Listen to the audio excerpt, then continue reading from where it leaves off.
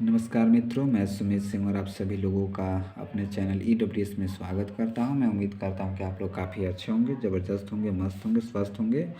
और आज मैं जिस विषय पे चर्चा करने वाला हूं वो लास्ट हमारा यानी जीवन परिचय का लास्ट। यानी मैं आपसे कहा ही था कि 4 ही बस मैं आपको जीवन परिचय देने वाला हूँ इस वर्ष एग्ज़ाम के लिए। तो जीवन परिचय का 3 वीडियो मैं अपलोड कर चुका हूँ, ये चौथा वीडियो हमारा है। और चौथा वीडियो है हजारी प्रसाद द्विवेदी जी का जीवन परिचय पर, ठीक है, जो आपके एग्ज़ाम में 5 नंबर का ये पूछा जाता है। अगर आप पूरे अच्छे से स्पष्टीकरण जब आप जीवन परिचय लिखते हैं तो आपको 5 नंबर फिक्स मिलता है।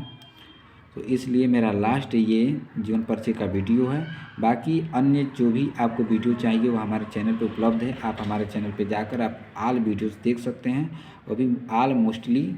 और आप प्रश्न भी आपको मिल जाए, अगर ओनली आपको मोस्टली इम्पोर्टेंट प्रश्न चाहिए तो प्रश्न भी मिल जाएगा, और प्रश्न के साथ आंसर भी चाहिए तो उसका भी आपको क्वेश्चन विद आंसर का लेकर हम आ चुके हैं हमारे चैनल पे। आपको अब से उन सभी का वीडियो आपको मिलना चालू हो जाएगा, ठीक। यानी अभी तक मैं जो भी पहले जो वीडियो पोस्ट किया हूँ उसमें ओनली प्रश्न था, लेकिन अब मैं प्रश्न के साथ साथ आंसर भी कराने वाला हूँ, ठीक है। तो बिना समय लिए चलिए हम आगे बढ़ते हैं, और पूरा वीडियो समझने के लिए हमारे साथ अंत तक बने रहिएगा। और वीडियो पसंद है तो वीडियो को लाइक, चैनल को सब्सक्राइब कीजिएगा। तो आज इस विषय पर चर्चा करेंगे वो हमारा है हजारी प्रसाद द्विवेदी जी का जीवन परिचय, और ये लास्ट फुल एंड फाइनल जीवन परिचय है। इसके बाद हम जीवन परिचय आपको नहीं दिलाने वाले हैं, चाहे वो किसी का भी हो, ठीक। तो चलिए सबसे पहले आप पेपर में के कॉपी जो होगी उसमें हेडिंग कीजिएगा जीवन परिचय। जीवन परिचय हेडिंग करने के बाद से देखिए हमने इसमें रेड पेन का यूज किया है, लेकिन आपको रेड पेन का यूज पेपर में कदाचित नहीं करना है। डिस्टेंस बनाए रखिएगा।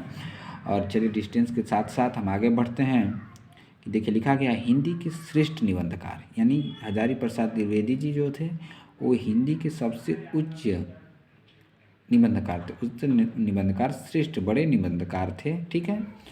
आचार्य हजारी प्रसाद द्विवेदी जी का जन्म सन 1907 ईस्वी में बलिया जिले के दुब्बे का छपरा नामक गांव या ग्राम में हुआ था। अब बात समझिएगा अच्छे से, ठीक है। यानी जो हजारी प्रसाद द्विवेदी जी श्रेष्ठ यानी बड़े कवि थे, बड़े निबंधकार थे, ठीक। और इनका जन्म जो था यानी उत्तर प्रदेश का जो जिला बलिया जिला है, बलिया जिला में सन 1907 ईस्वी में बलिया जिले के एक गांव दुबे छापरा नामक गांव में इनका जन्म 1907 में हुआ था। बलिया, ठीक है, जो बलिया हमारे यहाँ से लगभग 80-85 किलोमीटर है, ठीक। और इनके पिताजी अनमोल द्विवेदी ज्योतिष और संस्कृत के विद्वान थे। यानी इनके पिताजी जो थे अनमोल द्विवेदी जी वो ज्योतिषी यानी विद्वान, ज्योतिषी और संस्कृत के विद्वान थे, ठीक।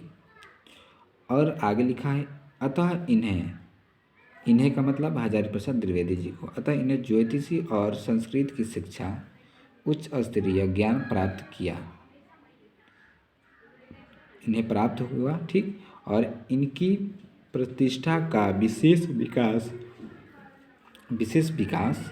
विश्वविख्यात संस्था शांति निकेतन में हुआ।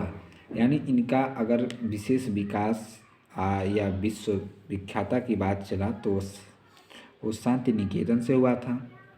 सन 1949 ईस्वी में लखनऊ विश्वविद्यालय में इन्हें डी लिट की उपाधि से यानी देखिए समझिएगा 1949 में लखनऊ के विश्वविद्यालय में डी.लिट की उपाधि से नवाजा गया, ठीक। तथा सन 1957 ईस्वी में भारत सरकार ने पद्मभूषण की यानी भारत सरकार के द्वारा पद्मभूषण से इनको क्या उपाधि दिया गया या नवाजा गया, ठीक, विभूषित किया। और आगे कह रहा है कि 19 मई 1979 ईस्वी को इनका स्वर्गवास हो गया। यानी कब इनका स्वर्गवास हुआ तो 19 मई 1979 को इनका स्वर्गवास हो गया, ठीक। और आगे चलते हैं, इनकी रचनाएं पे ध्यान देते हैं। तो लिखा यहाँ पे आपको लिखना है आचार्य हजारी प्रसाद द्विवेदी, आचार्य द्विवेदी का साहित्य बहुत ही विस्तृत है। इन्होंने अनेक विधाओं में उत्तम साहित्य की रचना की। इनके प्रमुख रचनाएं निम्नलिखित हैं। ठीक है, तो निम्नलिखित रचना कौन की है तो आपको टोटल याद होना चाहिए। अगर ये याद नहीं होता तो फिर आपको मैं एक बात फिर बता दूं कि चाहे लेखक हो चाहे कवि हो, इनकी रचनाएं जितनी भी रचनाएं कृतियाँ याद कर लीजिएगा, ताकि जो बहुविकल्पीय प्रश्न आपसे करता है उसमें सबसे ज़्यादा इसी प्रश्न से रिलेटेड आपसे क्वेश्चन पूछा जाता है। ठीक, तो आप रचना जरूर याद कर लीजिए, रचना में फोकस होना चाहिए। तो निबंध संग्रह की बात करें तो निबंध संग्रह में इनकी रचनाएं थी अशोक के फूल, कुटज, विचार प्रवाह। आलोचना की बात की जाए, आलोचना साहित्य की तो सूरदास कालिदास की लालित्य योजना, कबीर साहित्य सदाचार साहित्य का मर्म। और इतिहास भी लिखे थे। इतिहास इनका क्या था, हिंदी साहित्य की भूमिका, हिंदी साहित्य का आदिकाल, हिंदी साहित्य। ठीक, और उपन्यास में था इनका बड़भट्ट की आत्मकथा, चारुचंद्र लेख, पुनर्नवा और अनामा दास का पौधा। और संपादन इनके द्वारा किया गया था, तो उसमें था पृथ्वीराज रासो।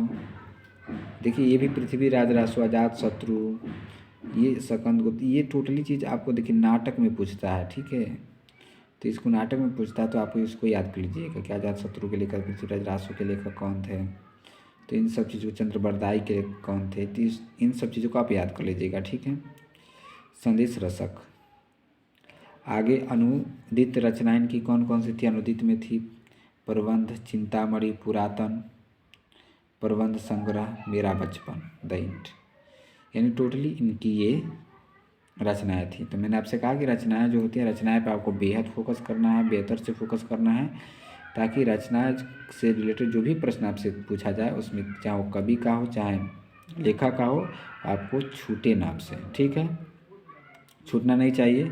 तो ये वीडियो आपको कैसा लगा है, अगर वीडियो बेहतर लगा हो तो वीडियो को लाइक कीजिएगा, चैनल को सब्सक्राइब कीजिएगा और बेल आइकन के ऑल बटन को क्लिक कीजिएगा, ताकि ऑल नोटिफिकेशन आपसे को मिलता रहे हमारा। और आल वीडियोज़ यानी एग्ज़ाम पेपर से रिलेटेड आल वीडियोज़ हमारे चैनल पर उपलब्ध है, आप हमारे चैनल पर जाके आप देख सकते हैं। ठीक है, प्रश्न भी मिलेगा, प्रश्न के साथ साथ आंसर भी मिलेगा, क्योंकि अब हम आंसर लेकर आपको साथ आने वाले हैं। तो बिल्कुल आपको घबराना नहीं है, हमारे एग्ज़ाम पेपर की जो तैयारी 90+ का होगा, इससे कम की नहीं कराने वाले हैं। ठीक है, तो चलिए हम आपसे नेक्स्ट वीडियो में मिलेंगे, तब तक के लिए जय हिंद।